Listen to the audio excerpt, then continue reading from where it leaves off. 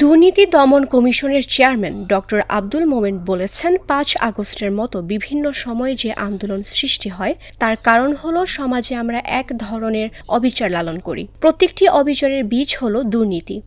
আমাদের সমাজের আজকে এই যে ৫ই আগস্ট ঘটলো কিংবা বিভিন্ন সময় যে আন্দোলন হচ্ছে, এগুলোর মূল কারণটা কি? মূল কারণ হচ্ছে সমাজে এক ধরনের অবিচার আমরা লালন করি, এবং আমরা যত ধরনের অবিচার হাত দিই না কেন, প্রত্যেকটা অবিচারের পেছনের যে সিড, যে বীজ, সেটা হচ্ছে দুর্নীতি।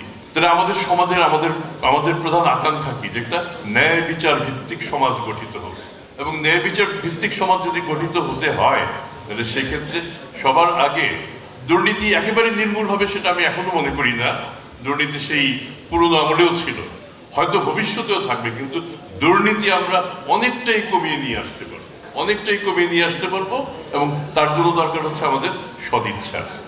বুধবার সকালে কুমিল্লার দুদকের ১৭০তম গণশুনানির উদ্বোধনী অধিবেশনে এসব কথা বলেন দুদক চেয়ারম্যান।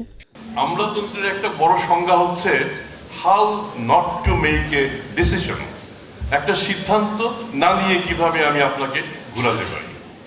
তাহলে আমরা যে যত বেশি ঘুরাতে পারি সে তত বেশি ক্ষমতাবান, আর ক্ষমতাটা তখনই প্রমাণিত হয় যখন আমরা এই ক্ষমতাটাকে অপব্যবহার করি। আমার বিশ্বাস, আমরা যদি ন্যায়ভিত্তিক একটা সমাজ প্রতিষ্ঠা করতে চাই তাহলে আমাদের এই ক্ষমতার প্রয়োগটা, যে ক্ষমতা যেটাকে আমরা অনুভব করি, সেই প্রয়োগটা আমাদের কমিয়ে নিয়ে আসতে হবে। ক্ষমতাটাকে মনে করতে হবে আমাদের দায়িত্ব।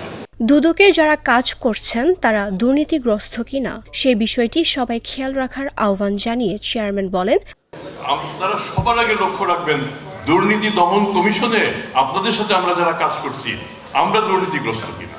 এটা যদি নিশ্চিত করতে পারেন যে না, এই দপ্তরে যারা কাজ করছেন, বিশেষ করে আপনাদের সাথে যারা আছেন, তারা দুর্নীতি করছেন না, তাহলেও মনে করবেন যে বেশ খানিকটা অগ্রগতি হয়েছে।